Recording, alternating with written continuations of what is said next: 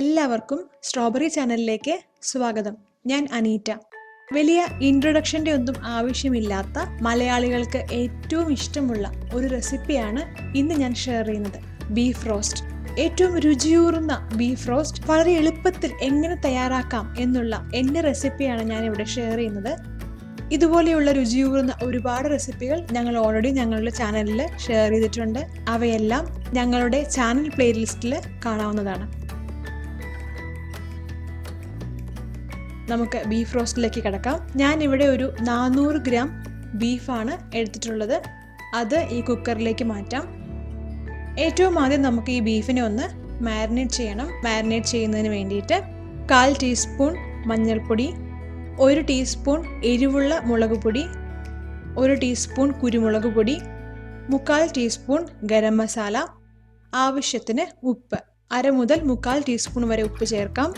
1.5 ടീസ്പൂണോളം ഇഞ്ചി ചതച്ചെടുത്തത്, 1.5 ടീസ്പൂണോളം വെളുത്തുള്ളി ചതച്ചെടുത്തത്, 2 പച്ചമുളക് നടുവെ കീറിയത്, ആവശ്യത്തിന് കറിവേപ്പില, ഒരു 1/2 ലെമണിൻ്റെ ജ്യൂസ്, ഒരു 1/2 ടീസ്പൂണോളം വരും. ഇത്രയും ഇൻഗ്രീഡിയൻസ് നന്നായിട്ട് നമുക്ക് മിക്സ് ചെയ്തെടുക്കാം. സ്പൂൺ കൊണ്ട് ജസ്റ്റ് മിക്സ് ചെയ്യാം, എങ്കിലും കൈ ഉപയോഗിച്ച് നന്നായി പ്രസ് ചെയ്ത് നന്നായി തേച്ച് പിടിപ്പിച്ച് മിക്സ് ചെയ്യുന്നതാണ് ഏറ്റവും നല്ലത്.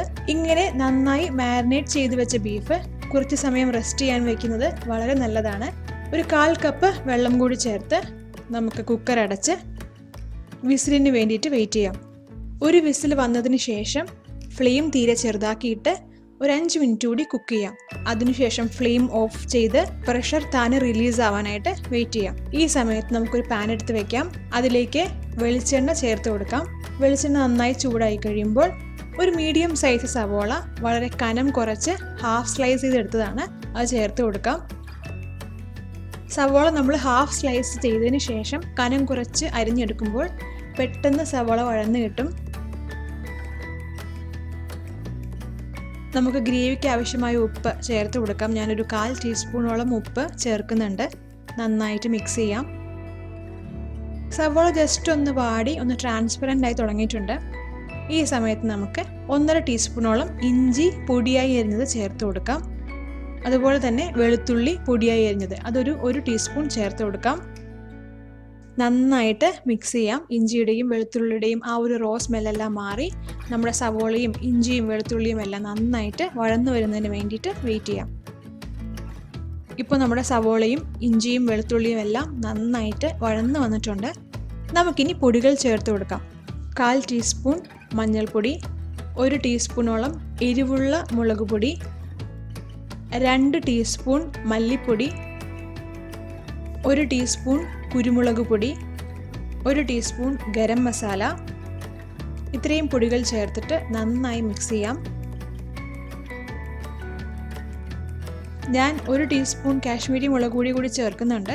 അത് തീർത്തും ഓപ്ഷണലാണ്. നമ്മുടെ കറിക്ക് നല്ലൊരു റിച്ച് കളർ കിട്ടാൻ വേണ്ടിയിട്ടാണ് ഞാൻ കാശ്മീരി മുളക് പൊടി ചേർക്കുന്നത്.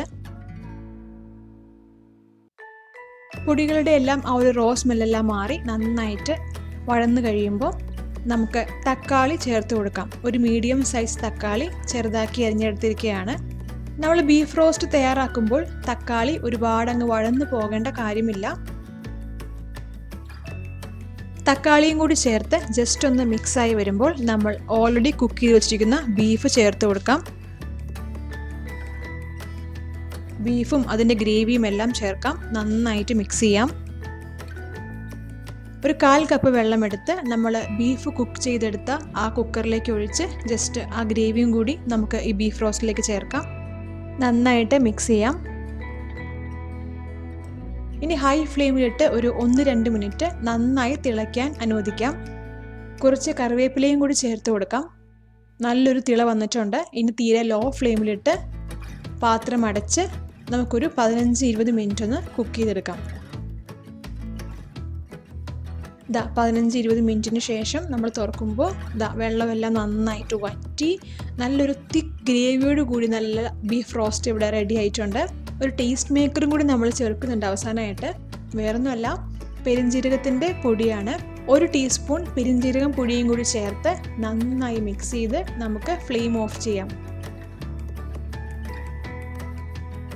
നല്ല കുരുമുളക് പൊടിയൊക്കെ ഇട്ട് നല്ല എരിവുള്ള ബീഫ് റോസ്റ്റിൻ്റെ കോമ്പിനേഷൻ എന്താണെന്ന് മലയാളികളായ ആർക്കും പറഞ്ഞു കൊടുക്കേണ്ടതില്ല.